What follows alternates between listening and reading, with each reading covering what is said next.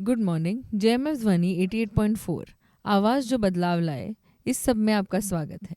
आज हमारे साथ बहुत ही स्पेशल गेस्ट है तेजावती दीदी, जो हमारे साथ जेएमएफ के साथ पिछले 10 से 12 साल से जुड़ी है और ये ब्रह्म कुमारीज भी फॉलो करती है। तो आज हम उनका इंट्रोडक्शन लेंगे और उनसे बातें करेंगे और बहुत सारी चीज़ें जानेंगे। सो दीदी, हमको बताइए, आपका पहले तो नाम बताइए, इंट्रोडक्शन दीजिए। हाँ, धन्यवाद जानवी जी, थैंक्स फॉर कॉलिंग हियर। मेरा पूरा नाम है तेजावती मुत्तप्पा कोटियान। वैसे मुझे ब्रह्मा कुमारी में ज्वाइन होकर 35 इयर्स पूरा हो गए और जानवी मल्टी फाउंडेशन में 15 इयर्स हुआ है। तो मैं बहुत भाग्यशाली समझती हूँ कि मैं जानवी मल्टी फाउंडेशन में ज्वाइन हुई। जैसे एक परिवार का माहौल सराउंडिंग नज़र आता है, बहुत खुशी मिलती है। अच्छा, तो आप पिछले 35 इयर्स से ब्रह्म कुमारी से जुड़ी है, तो आपका एक्सपीरियंस बताइए और कैसे आप इसमें जुड़ी और कैसा आपका अनुभव रहा है वो हमें बताइए। सुनाने जाए तो बहुत समय लगे, लेकिन शॉर्ट में बताना चाहूँगी कि मुझे पढ़ने का बहुत शौक़ था बचपन से, और हमारा घर का माहौल एक बिजनेस क्लास पीपल, नेचुरली कि बहुत लोगों का आना जाना, मेहमानों का आना जाना, तो पढ़ाई में इतना मना ध्यान नहीं दे पाते थे। तो लगता था कि कहाँ एक शांति का जगह चाहिए जहाँ मैं पढ़ सकूँ, अपने आप को कुछ अच्छा इम्प्रूव कर सकूँ। तो मुझे किसी फ्रेंड ने बोला कि ब्रह्मा कुमारी में बहुत साइलेंस जोन है, वहाँ बच्चे जाते हैं, पढ़ते हैं, मेडिटेशन करते हैं। तो मुझे थोड़ा इंटरेस्टिंग लगा, कुछ तो भी है यहाँ, चलो देखते हैं। तो ऐसे एक साल सोचने में गया, देखते देखते एक दिन आया, शिवरात्रि का ही समय था, प्रदर्शनी लगा था, तो मुझे बहुत अच्छा लगा। फिर मतलब चलो जाते देखते आश्रम क्या होता है। फिर मैं गई, मुझे बहुत पसंद आया वहाँ का माहौल, वहाँ की शांति का माना जैसे एक एटमॉस्फेयर था। तो मुझे लगा अरे ये तो पढ़ाई करने के लिए बहुत अच्छा स्थान है। फिर तब से मैं एंट्री किया। फिर मैं बुक लेके जाके पढ़ती थी और प्लस साथ साथ मेडिटेशन करती थी। ऐसे वैसे मेरी शुरुआत हुई ब्रह्मा कुमारी जर्नी का। आपकी अभी आप टीचर भी है, अभी प्रिंसिपल भी है स्टेट बोर्ड की, तो आपको क्या लगता है कि बच्चों के लाइफ में मेडिटेशन या स्पिरिचुअलिटी का क्या इम्पोर्टेंस है?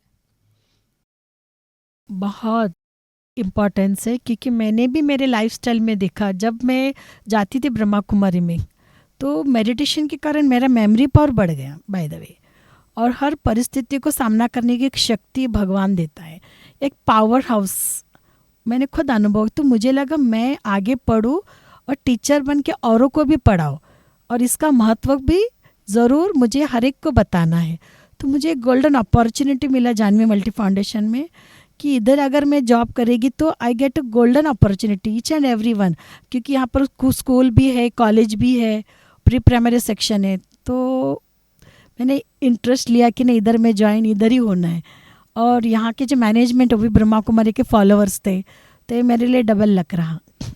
अच्छा, और अभी आप ब्रह्मा कुमारी बहुत ज़्यादा वुमेन ओरिएंटेड, एक ये बोलते हैं, शायद ये तभी वुमेन ओरिएंटेड था जब भी औरतों को इतना इम्पोर्टेंस, अभी तो खैर वक्त बहुत बदल चुका है।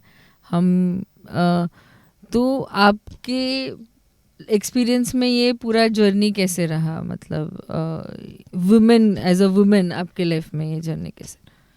ये बहुत ही अच्छा रहा। ऐसे मेरे को तो ऐसा कुछ नज़र नहीं आया कि लोगों से मुझे पॉजिटिव अप्रोच ही मिला। ऐसे नहीं कि नारी है करके नहीं, और ये नारी है करके फर्स्ट प्रेफरेंस मिलता था। जो नारी माना तुम देवियाँ हो, नारी शक्तियाँ हो, जहाँ भी हम कार्यक्रम जाते तो फर्स्ट वुमेन्स। तो मेरे साथ तो पॉजिटिवली एवरीवन हैज़ बिहेव्ड। ऐसे ऐसे कुछ इस प्रकार से जो पुराने जो अपने थॉट्स थे, उनके जो रिवाज थे, मेरे लाइफस्टाइल में नहीं आए बाय द वे। अच्छा, अगर आपको स्टूडेंट्स को कुछ बोलना है स्पिरिचुअलिटी के बारे में, तो आप क्या बताएंगे उनको?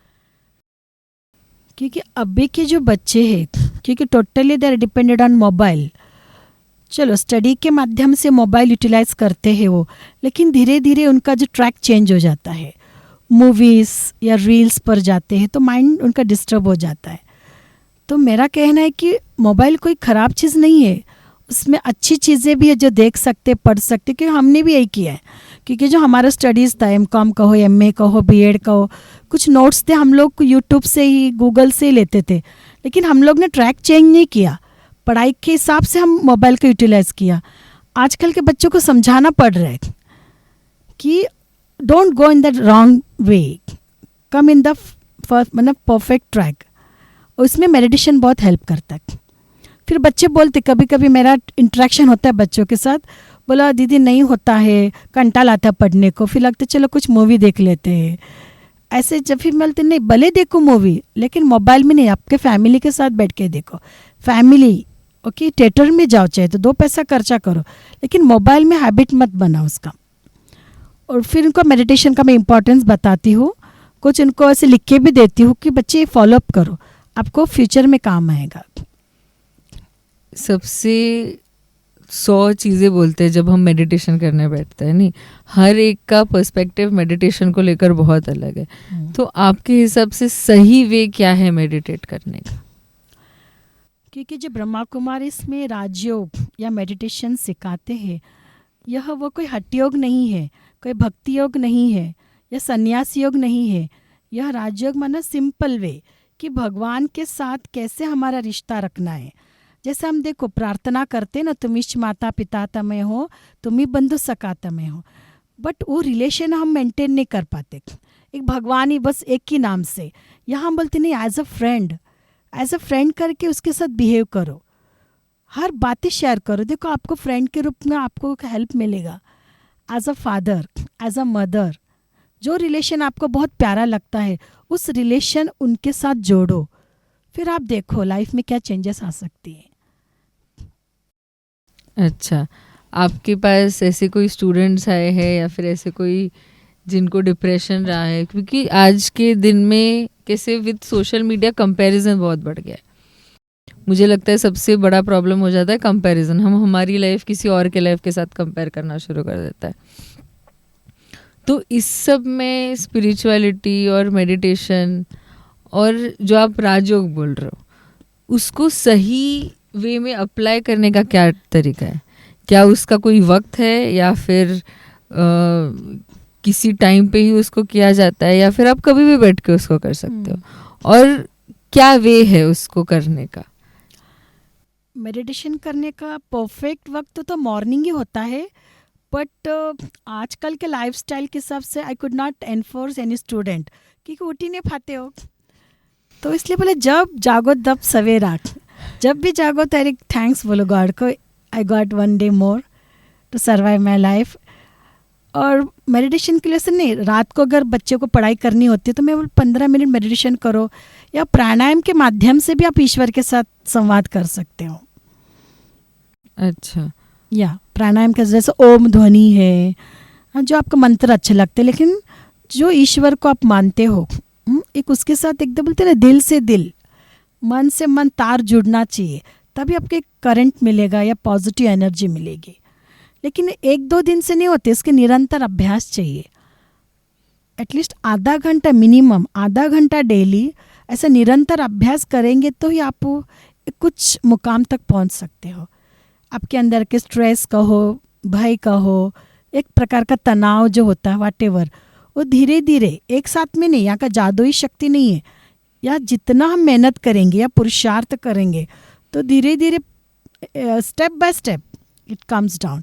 तो वन डे विल फील, अरे आज तो मुझे बहुत फ्री आई एम फीलिंग, मुझे कोई प्रकार का तनाव ही नहीं आ रहे। और एक दिन से नहीं हुआ, आप 1 साल से करते आ रहे हो, तब जाके आपको एक दिन ऐसे लगते मैं सच्ची में स्वर्ग का अनुभव कर रहा हूँ। मुझे हर जगह से प्रॉब्लम है, लेकिन I can easily tackle that, I achieved this. ऐसे मेरे सामने कितने बच्चे हैं, क्योंकि मैं एज अ काउंसलर करके भी बहुत सारे स्कूल्स में जाती हूँ, तो बहुत सारा अनुभव है। तो 1-2 दिन की बात नहीं है, 1 साल वो अभ्यास कर, भले 15 मिनट ही बैठते बच्चे, लेकिन वो 15 मिनट इतना अच्छे से बैठते हैं। और बाद में मुझे 1 साल के बाद मिलके बोलते, दीदी आपने जो मंत्र बोला ना, सच्ची मेरे लिए जैसे बोलते ना एकदम लकी ठहरा। अभी मैं एकदम मुक्त हूँ, परिस्थिति वैसे ही है, लेकिन मैं अपने आप को बहुत ईजी, हल्का और संतुष्ट समझता हूँ। वो मुझे अच्छा रिजल्ट मिलता है। अच्छा, क्या जैसे मैनिफेस्टेशन बहुत बड़ा हो रहा है अभी, आप तो मतलब ब्रह्म कुमारी बहुत टाइम से है, पर अभी मुझे लगता है जेनजी टर्म्स में मैनिफेस्टेशन या ये सारी चीज़ें अभी बहुत ज़्यादा पॉपुलर हो चुकी है कि आप मेडिटेशन करो, मैनिफेस्टेशन करो। इनफैक्ट वेस्टर्न लोग आजकल ज़्यादा फॉलो करने लग गए हैं इस सारी चीज़ों को। तो मैनिफेस्टेशन कैसे वर्क कर सकता है मेडिटेशन में, उसका एक थोड़ा सा meditation is one kind of okay manifestation only actually. वो तो अब भी आया है दुनिया। यहाँ तो हम माना जो हमारे परमपिता परमात्मा शिव 90 years बिफोर से वही कह रहे। अब एक उसके शब्द का परिवर्तन हो चुका है तो वही बातें हैं, वही बातें, बस अलग रंग अभी अलग रूप में आ चुकी है। हाँ, बातें वही है कि हम लाते ये तो हम तो कब से बचपन से करते आ रहे, लेकिन एक बोलते हैं ना जैसे कि एक व्यक्ति का प्रभाव पड़ता है ऐसे। अच्छा, अभी आप खुद को और ब्रह्म कुमारी को कैसे फ्यूचर में अपने लाइफ में देख रहे हो, या फिर आपका पर्सनल गोल क्या है आगे जाकर? मेरा पर्सनल गोल वही है कि जो मैं अभी तक जो बच्चे जो यंगस्टर्स ज़्यादा मैं पसंद करती हूँ क्योंकि they are sharing their problems with me, और बहुत सारे से एग्जाम्पल्स है जो मैं इनको सॉल्यूशन देती तो रियली 50% सक्सेस हो जाते, लेकिन 10 से 20% नहीं हो पाते। What's the reason behind that वो भी मुझे पता है, तो मैं सॉल्यूशन करती हूँ उसके पीछे। तो मेरा उद्देश्य है कि उस यंगस्टर्स को उस बोलते ना दुख की दुनिया का हो या स्ट्रेस की लाइफ से दूर करना है। तो उसमें मैं पूरा अपना समय श्वास संकल्प देने का मेरा संकल्प है फ्यूचर में। अभी दूसरों के लाइफ में तो हम बदलाव ला पाते हैं, पर जब बहुत सारी चीज़ें हमें खुद डिस्टर्ब करती है तो बहुत बार ऐसा होता है कि हमें सारा नॉलेज होता है फिर भी हम खुद के लिए वो अप्लाई नहीं कर पाते। तो तभी आप क्या बोलोगे उन बच्चों के लिए या फिर उन एडल्ट्स के लिए? ये आपको भी पता है सुसाइड रेट बढ़ चुका है, वॉर हो रहा है हर जगह किसी को एंग्जाइटी है तो किसी को कुछ अलग प्रॉब्लम है। तो इन सारी सिचुएशंस में खुद को ग्राउंडेड रखना, उसके लिए कैसे क्या कर सकते हैं? बहुत कठिन क्वेश्चन है। अभी आप समय देख रहे हो कि सराउंडिंग 3rd वर्ल्ड वार का निशानी। देखो एक हमारे यहाँ एक सब्जेक्ट है कर्म फिलोसॉफी, होने को कोई टाल नहीं सकता है, जो कि बड़े विद्वानों भी माना बोल सकते अपनी शक्ति से रुका सकते, लेकिन भगवान की लीला है, इसे कोई भी पार नहीं कर सकता। तो हमें एक्सेप्ट करना है, हर परिस्थिति को सामना करना है, एक्सेप्ट करने की शक्ति को बढ़ाना है, तब अपने अंदर शक्ति बोलते ना समाने की शक्ति आती है। वो हर बात को हमें एक साक्षी होकर देखना है, ये तो होना ही है, हुआ ही पड़ा, लेकिन मुझे अपने आप को खुद को स्टेबल बनाना है, मुझे इसमें नर्वस नहीं होना है, मुझे इसमें डिस्टर्ब नहीं होना है। बस एक परमात्मा शक्ति लेना है, अपने आप को स्टेबल रखने का, और जो बातें होती है उसको साक्षी होकर देखने का। बस हमने यही सीखा है और हम यही बताते सबको। ठीक है, बहुत अच्छा लगा आपसे बात करके। कुछ आखिरी कुछ शब्द रहेंगे जो बताने हैं आपको, वो करके फिर हम एंड कर देंगे। वैसे देखो मेडिटेशन के बहुत सारे टॉपिक्स है, sister Shivani and so many elders दीदी से अगर आप यूट्यूब में जाएंगे तो बहुत सारे मोर देन 1000 टॉपिक्स है, जो आधा घंटा 15 मिनट 5 मिनट का भी मेडिटेशन होता है।